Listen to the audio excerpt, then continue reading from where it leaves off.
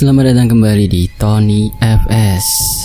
Masih dari tim cerita emak Desi Prayogo 1. Sebuah cerita dari narasumber Mbak Yulia. Bunda, Papa tadi kesini.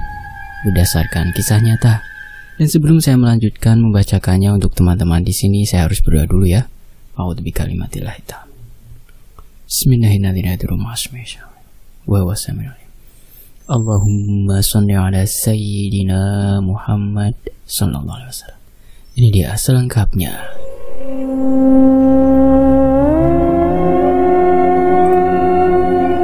Cerita ini menceritakan sebuah perjuangan seorang ibu yang harus menghidupi kedua anaknya yang berusia 6 tahun dan 4 tahun setelah pasca ditinggal sang suami pergi selama-lamanya. Ditambah keanehan-keanehan yang hampir membuatnya menjadi gila. Tahun 2015, tepatnya di bulan Oktober, suami Yulia, nama narasumber kita ya, atau kita sebut saja nama suaminya dengan nama Mas Agus, dikabarkan meninggal dunia di tempat setelah mengalami kejadian tabrak lari sewaktu Mas Agus perjalanan pulang. Padahal waktu itu merupakan hari ulang tahun putri pertama mereka, Lala. Berat bagi Yulia ketika mengingat tanggal itu. Di sisi lain, dia berbahagia atas pertambahan usia anaknya. Tetapi bersamaan dengan itu, dia harus berusaha tegar atas peristiwa yang terjadi kepada suaminya. Yulia yang kala itu menempati sebuah rumah kontrakan, terpaksa harus pindah rumah kontrakan lagi. Sebab rumah kontrakan dia yang sekarang biaya sewanya terlalu tinggi. Mau gak mau Yulia harus membawa kedua anaknya untuk pindah ke rumah kontrakan yang sekiranya harga sewanya sesuai dengan dirinya. Bermodalkan uang duka cita dari tempat kerja suaminya, Yulia mulai mencari informasi seputar rumah kontrakan terdekat. Dia terus mencari, yang penting rumahnya tidak boleh jauh-jauh dari rumah lamanya. Karena sekolah TK atau taman kanak-kanaknya Lala, lokasinya tidak jauh dari rumah lama mereka. Selain mencari informasi dari internet, Yulia juga coba bertanya ke satu persatu temannya. Bahkan dia tidak segan-segan bertanya ke ibu-ibu di tempat sekolah Lala. Ternyata semuanya berbuah manis. Soalnya, Yulia mendapatkan satu informasi tentang rumah yang dikontrakan dari salah satu guru sekolah Lala. Rumah itu juga harga sewanya bisa dibilang murah sekali. Yulia sendiri tahu rumah yang dimaksud sama guru sekolah Lala. Lokasinya sendiri ada di sekitaran area sekolah Lala saja. Bu Guru Lala dulu pernah menempati rumah ini, hanya sekitar 3 bulan stay di rumah itu. Guru Lala memutuskan untuk mencari rumah lain, karena di rumah itu hanya ada 2 tempat tidur, sedangkan beliau setidaknya butuh rumah dengan 4 kamar tidur. Mendengar itu Yulia senang sekali, apalagi dia tidak pernah mendengar rumor aneh-aneh tentang rumah itu. Dalam hati Yulia yakin kalau rumah itu aman-aman saja. Lagian 2 kamar bagi dia itu udah lebih dari cukup untuk dirinya dan kedua buah hatinya. Setelah proses cari rumah selesai, planning Yulia selanjutnya adalah dia harus berpikir bagaimana caranya bisa menghasilkan uang. Walaupun harus diambil dengan mengasuh kedua anaknya. Ingin banget Yulia bekerja di luar.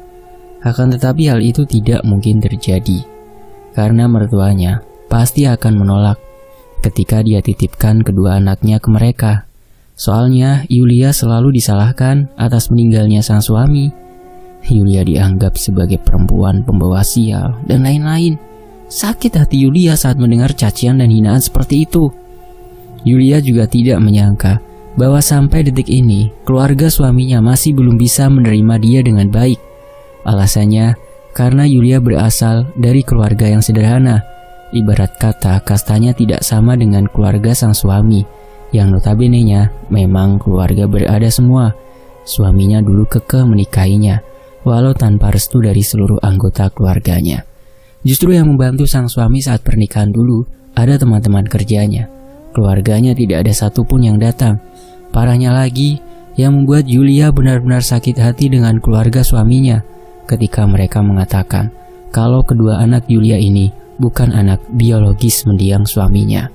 Sampai dikatakan, mohon maaf, Anak haram. Padahal sejatinya semua anak yang terlahir itu fitrahnya suci. Anak-anak itu gak salah apa-apa.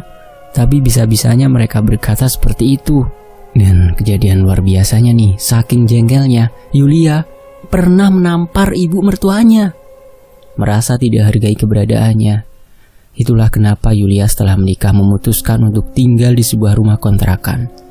Bahkan di masa-masa sulitnya waktu itu, Yulia tidak berkenan menitipkan anaknya ke rumah mertuanya.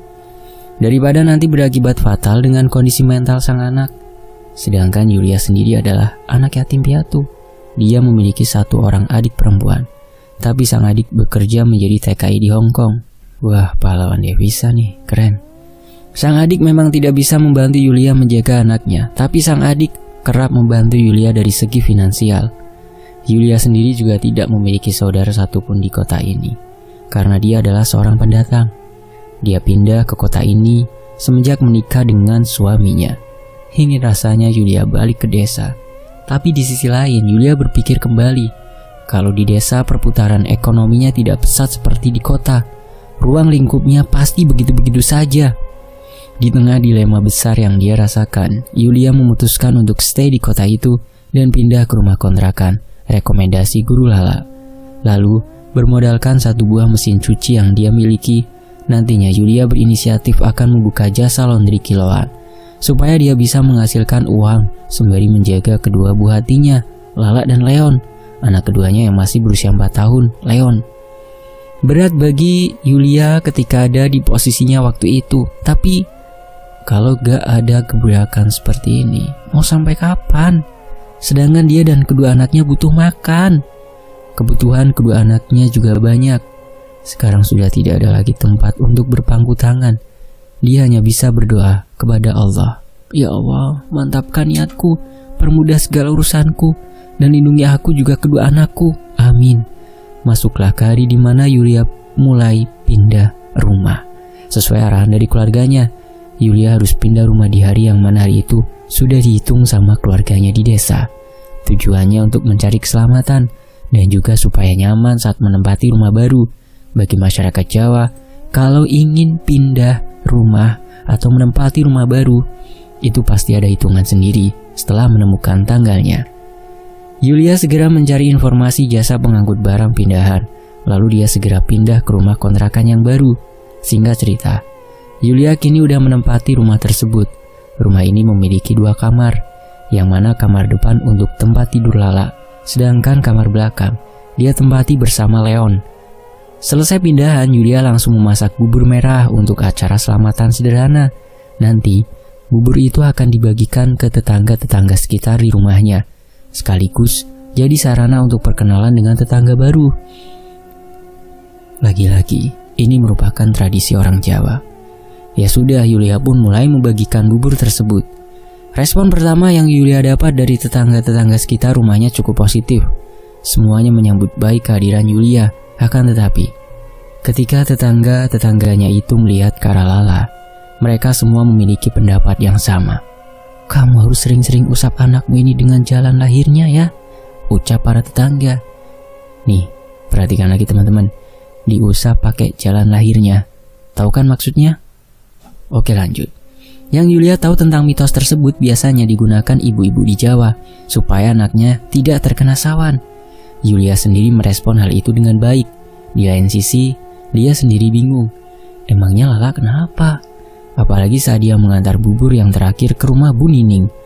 Bu Nining juga mengatakan hal yang sama. Bukan sesuatu hal yang aneh.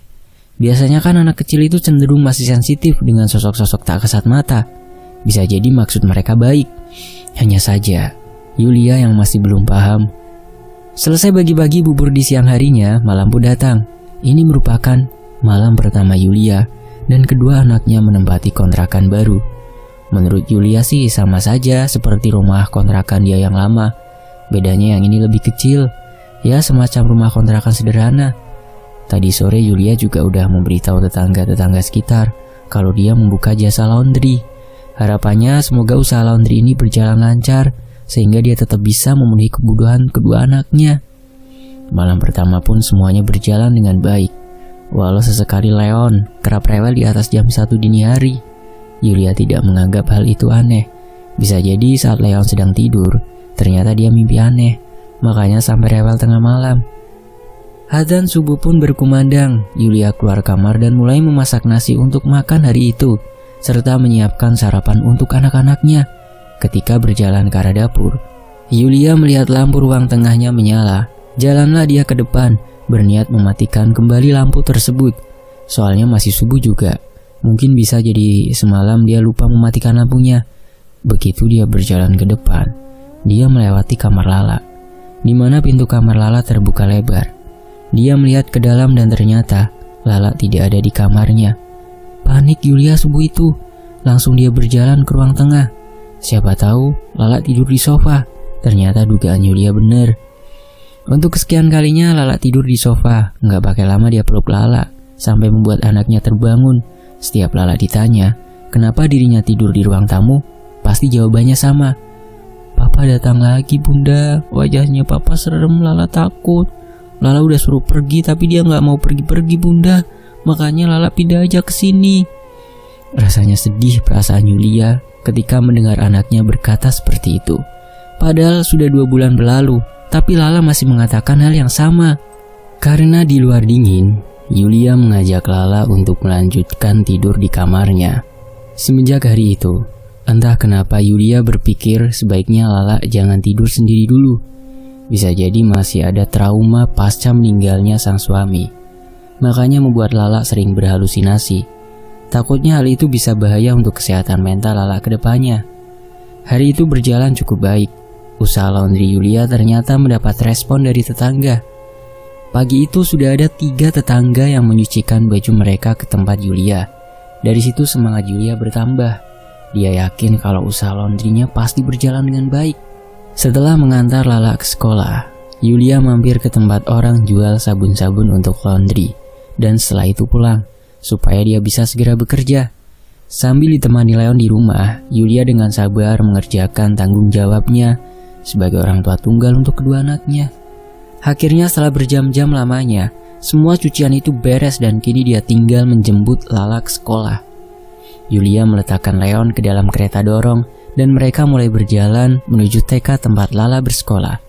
Setibanya di sana, ternyata Lala sudah menunggu kedatangan bundanya sambil bermain ayunan. Yulia berjalan mendekat ke arah Lala untuk diajak pulang bersama. Akan tetapi, Lala malah bersikap aneh sekali. Sewaktu Yulia hendak menggandeng tangan Lala, Lala malah menarik balik tangan bundanya.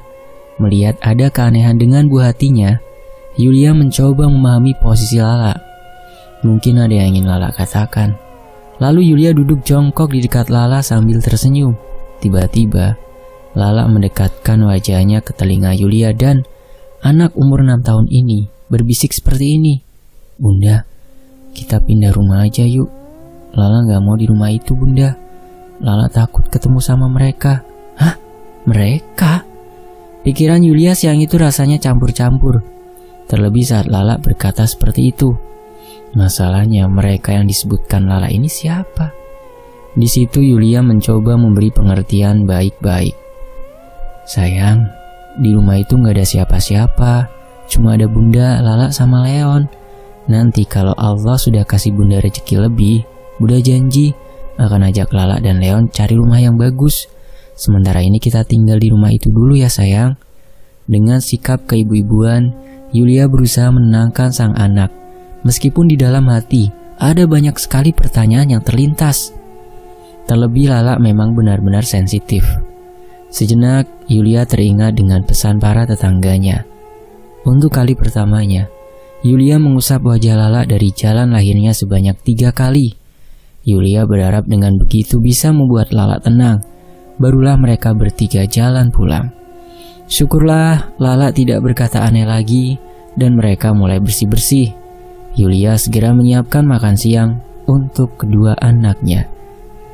Selesai masak makan siang dan malam, Yulia izin sebentar ke Lala untuk mengantar cucian tetangga yang sudah selesai. Dia juga meminta supaya Lala menjaga Leon sejenak selama dirinya mengantar cucian tetangga. Toh tidak membutuhkan waktu lama karena rumah tetangganya juga sangat dekat sekali. Lala pun menyanggupi permintaannya. Barulah Yulia keluar sejenak untuk mengantar cucian tetangga. Nggak lama kemudian, Yulia berjalan balik pulang ke rumah. Dari pagar, Yulia sudah mendengar suara Leon yang menangis sangat histeris dari dalam rumah. Buru-buru, Yulia membuka pagar rumah dan berlari ke dalam. Ketika dia masuk ke dalam rumah, dia sudah melihat Leon tergeletak di atas lantai sambil menangis dan tangannya masih memegang sendok makannya. Sedangkan Lala duduk meringkuk di pojokan. Lala seperti terlihat ketakutan akan sesuatu, pandangannya menatap tajam ke arah Leon. Yulia langsung berteriak, "Astagfirullah Leon, kamu kenapa nak?"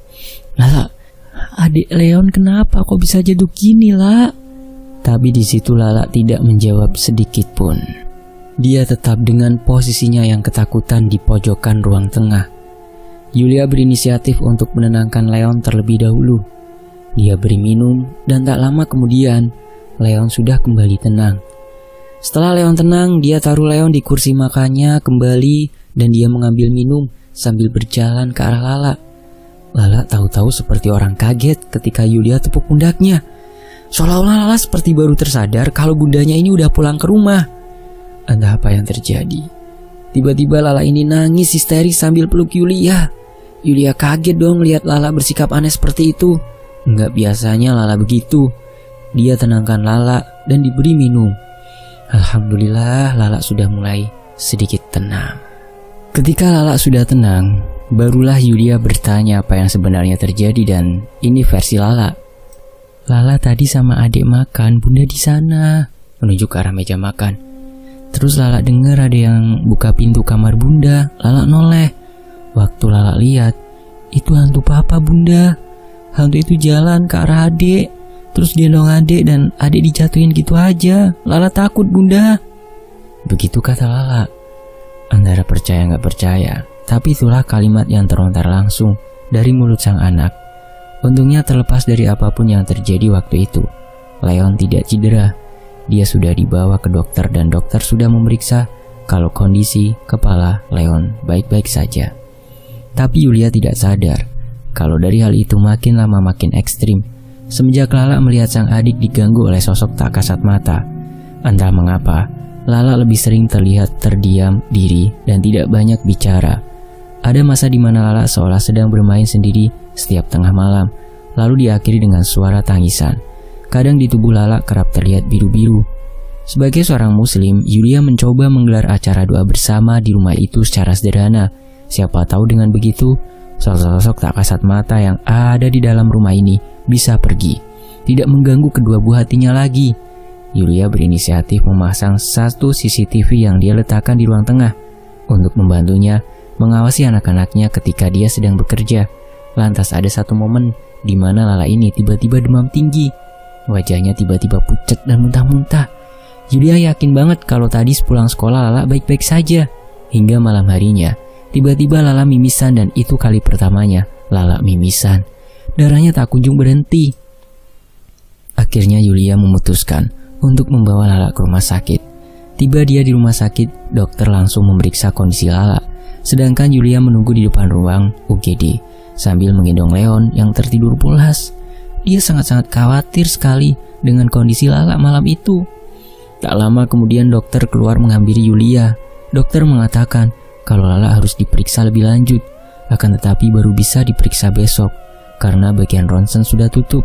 Ditambah lagi biaya ronsen dan ada obat yang tidak bisa di-cover BPJS. Bingung Yulia malam itu. Ke rumah sakit dia hanya berbekal uang 320.000 di dalam dompetnya. Dia berusaha tenang dan meminta dokter melakukan perawatan yang terbaik untuk Lala. Yulia sempat meminta bantuan mertuanya. Dia beranikan diri menghubungi mertuanya. Akan tetapi, Yulia malah mendapatkan cacian. Miris rasanya ada di posisi Yulia saat itu.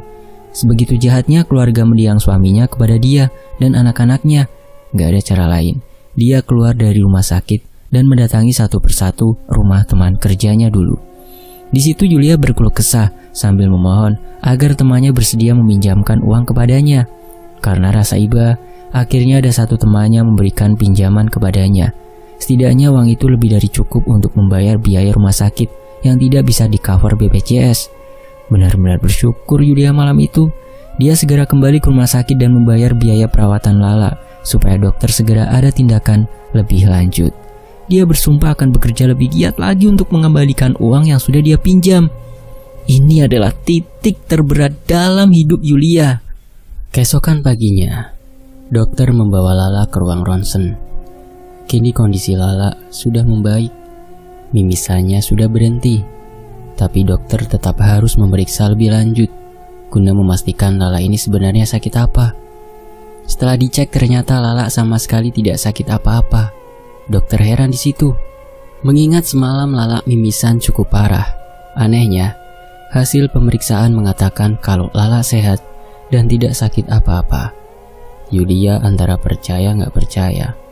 Dia harus tetap terlihat tenang untuk anak-anaknya. Dokter menyimpulkan kalau semalam itu bisa jadi Lala hanya kecapean, makanya dia bisa mimisan seperti itu. Setelah memberikan resep obat, dokter berkata kalau Lala bisa istirahat di rumah saja. Ya sudah, habis ambil obat mereka pun pulang. Tiba di rumah, Yulia mengajak Lala masuk ke dalam kamarnya, meminta Lala untuk minum obat dan lanjut istirahat. Karena dia harus bekerja sembari menyiapkan makan siang mereka. Tetangga sekitar itu baik sekali. Semua datang mengirimkan makanan untuk Lala. Anehnya, semua makanan itu hanya diletakkan di dekat pagar. Tidak ada tetangga yang mau masuk ke dalam rumah kontrakannya. Para tetangganya hanya menaruh surat di pinggisan mereka masing-masing. Yulia makin lama mulai paham. Semenjak dia tinggal di rumah ini, gak ada satupun tetangga yang main sampai masuk ke dalam rumahnya. Rata-rata mereka hanya berbincang-bincang dengan dirinya di luar rumah saja. Sebenarnya ini ada apa?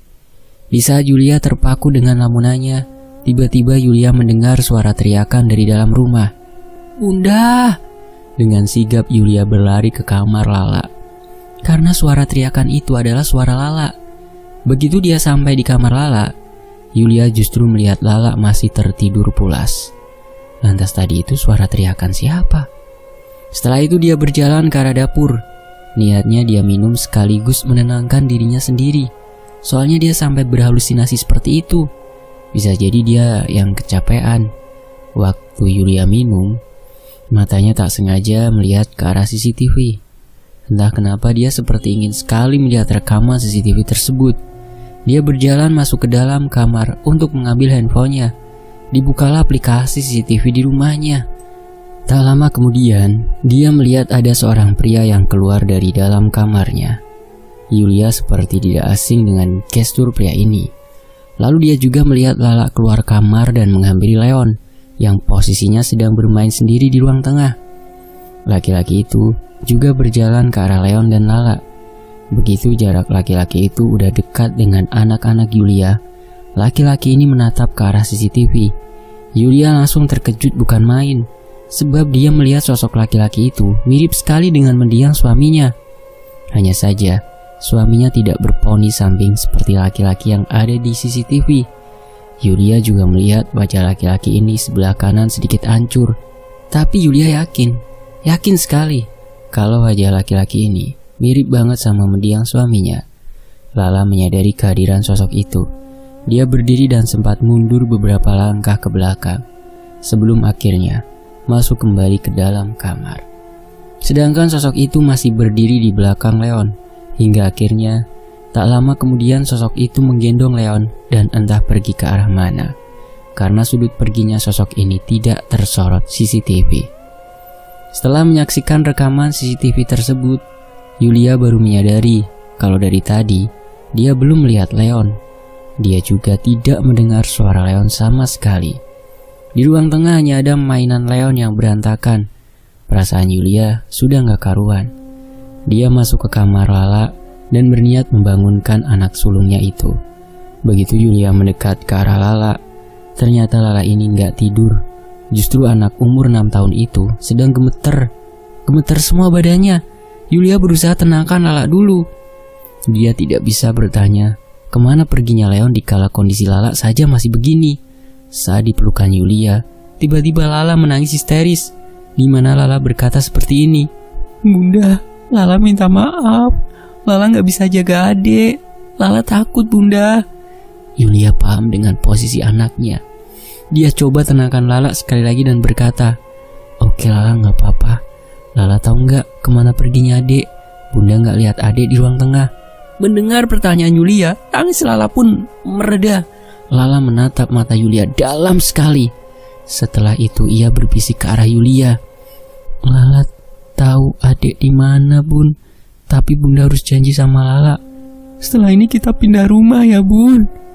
Astagfirullah, merinding bagian ini teman-teman. Lanjut.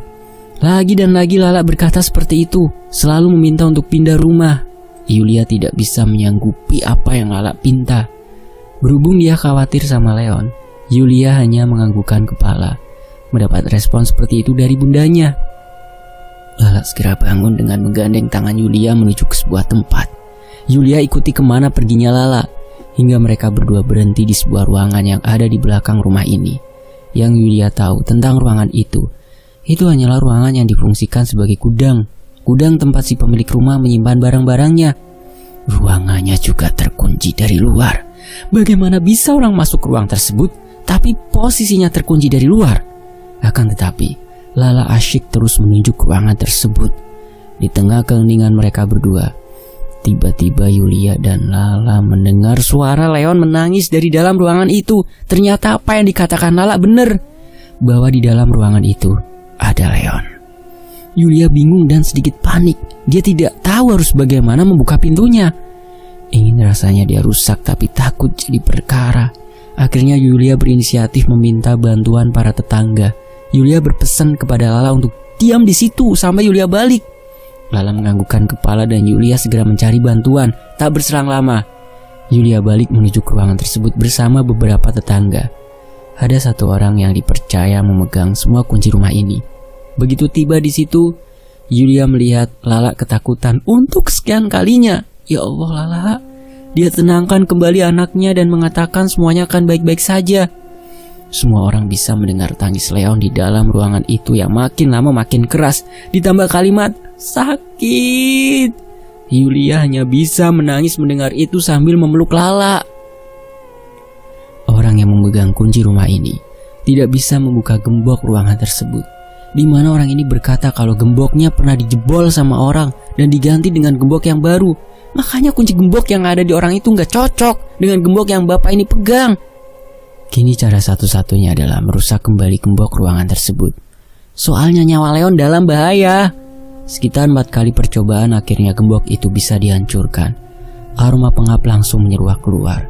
Yulia berdiri dan sedikit berlari masuk ke dalam. Dia mendapati Leon tergeletak di atas tumpukan kardus-kardus bekas. Kulit Leon penuh sekali dengan luka cakaran. Melihat Leon terluka, Yulia berinisiatif langsung membawa Leon ke rumah sakit. Untung ada tetangga yang baik mau mengantarnya ke rumah sakit detik itu juga. Tiba di rumah sakit, tubuh Leon dimasukkan ke dalam UGD. Tetangga yang tadi antar langsung pamit pulang. Dia hanya bisa menunggu dokter di depan. Sesekali Yulia mendengar anak laki-lakinya menangis kesakitan. Sedangkan Lala dititipkan ke rumah Bu Nining, yang mana rumah beliau ada di samping kiri pas rumahnya. Tak lama kemudian dokter keluar, di mana dokter memberitahu supaya Leon dirawat inap, agar memudahkan dokter memantau perkembangan lukanya. Dokter juga berkata, kalau luka cakaran di tubuh Leon itu hampir mirip sekali dengan luka cakaran dari sebuah kuku yang tajam sekali, karena ada beberapa luka cakaran itu yang merobek bagian dalam kulitnya. Sekarang Leon masih tidur karena obat bius. Yulia disuruh menunggu sampai suster mengabarkan kalau sudah ada kamar kosong, nanti baru Leon bisa dipindahkan ke kamar inap. Dan setelah itu, dokternya pamit pergi. Sore harinya, suster mengabarkan kalau Leon sudah bisa dipindahkan ke kamar inap. Setelah ikut memindahkan Leon ke kamar inap, Yulia meminta salah satu suster untuk menjaga anaknya sebentar, karena dia harus pulang ambil baju ganti sama jemput Lala di rumah Bu Nining. Pulanglah Yulia ke rumah. Dan waktu itu sudah masuk waktu surup. Begitu Yulia berjalan memasuki area rumahnya, dia berinisiatif untuk ke rumah Bu Nining saja dulu, melihat kondisi Lala pasca semua yang sudah terjadi. Sambil setengah melamun, gak kerasa Yulia sudah berdiri di depan gerbang rumahnya. Ekor mata Yulia seperti menangkap ada seseorang berdiri di latar atau halaman depan rumahnya itu. Spontan Yulia berhenti dan melihat ke arah dalam rumah. Betapa terkejutnya Yulia ketika melihat ada sosok laki-laki yang mirip sekali dengan mendiang suaminya berdiri di depan latar rumahnya. Laki-laki itu berdiri menghadap ke arah Yulia sambil melambaikan tangan. Dengan cepat Yulia menundukkan kembali pandangannya dan melanjutkan perjalanannya ke rumah Bu Nining. Astagfirullah, astagfirullah, astagfirullah. Dia terus istighfar dalam hati, berusaha menyadarkan dirinya sendiri kalau apa yang dia lihat itu bukan suaminya. Sosok itu memang mirip dengan suaminya, tapi Yulia yakin suaminya sudah tenang di alamnya. Di sisi lain Yulia juga tidak mau munafik kalau dia begitu sangat merindukan sosok suaminya. Tangis Yulia pecah. Hampir edan rasanya Yulia ketika melihat sosok itu. Hampir juga dia frustasi akan hidupnya. Hampir saja dia terhasut dengan sosok itu, karena sempat terlintas di pikirannya kalau ingin sekali dia mengakhiri hidupnya sendiri. Merasa sudah lelah dengan semua ini, buru-buru dia tepis pikiran tersebut, karena ada anak-anak yang masih membutuhkan figur orang tua di samping mereka. Dia harus kuat untuk anak-anaknya. Apapun yang terjadi, dia harus tetap kuat untuk Lala dan Leon. Yulia akhirnya kembali optimis dan kini dia sudah tiba di rumah Bu Nining. Kedatangan Yulia disambut baik sama Bu Nining. Dia melihat Lala nampak bahagia sekali. Bu Nining juga bertanya tentang kondisi Leon bagaimana. Di situ Yulia baru tersadar kalau Allah itu baik sekali. Dia tidak memiliki keluarga di kota ini. Keluarga suaminya juga menolak kehadirannya, akan tetapi Allah beri dia tetangga-tetangga yang sangat baik sekali, peduli dengan apa yang dialami oleh dia, juga anak-anaknya. Ini hanya karena Yulia lupa untuk bersyukur.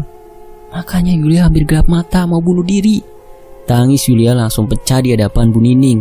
Dengan hangat, Bu Nining memeluk Yulia. Baru kali ini Yulia merasa seperti memiliki figur seorang ibu saat dia bertemu dengan Bu Nining. Setelah Yulia tenang, dia disuguhi teh hangat sama Mbak Ulan. Mbak Ulan adalah anak pertama Bu Nining dan usianya hanya terpaut 1 tahun lebih tua dengan Yulia. Sedangkan anak kedua Bu Nining pergi ke Jepang karena dapat beasiswa kuliah di sana. Di rumah ini Bu Nining hanya tinggal berdua sama Mbak Ulan, terlebih setelah suaminya pergi meninggalkannya demi perempuan lain. Jadi Bu Nining ini statusnya adalah orang tua tunggal untuk kedua anaknya. Dari sosok Bu Nining inilah Yulia kembali kuat untuk 2 anaknya. Waktu mereka sedang mengobrol bersama, Bu Nining menceritakan background dari rumah yang Yulia tempati. Dulu rumah itu milik seorang pasangan suami istri. Tahun 2008, istrinya melahirkan seorang anak perempuan di usia kehamilan yang masih 8 bulan. Saat dibawa ke rumah sakit, ternyata bayinya tidak bisa diselamatkan. Karena kata dokter, bayinya belum siap lahir. Tapi gara-gara terjatuh di kamar mandi, sang istri mengalami kontraksi. Hingga akhirnya terpaksa harus melahirkan di saat kandungannya masih 8 bulan. Kalau kata orang Jawa, bener kan usia kandungan 8 bulan itu balik enom atau kembali muda? Beda dengan kandungan yang 7 atau 9 bulan. Pak Sutri ini tidak terima dengan kematian anak mereka hingga beredar rumor dari pembantunya kalau Pak Sutri ini melakukan semacam ritual untuk memanggitkan jasad sang anak. Gara-gara itu pembantunya memutuskan untuk resign karena takut. Padahal Pak Sutri ini terlihat seperti pasangan yang sangat rajin beribadah sekali. Tidak pernah absen sholat maghrib dan isya berjamaah di musola depan sana tuh.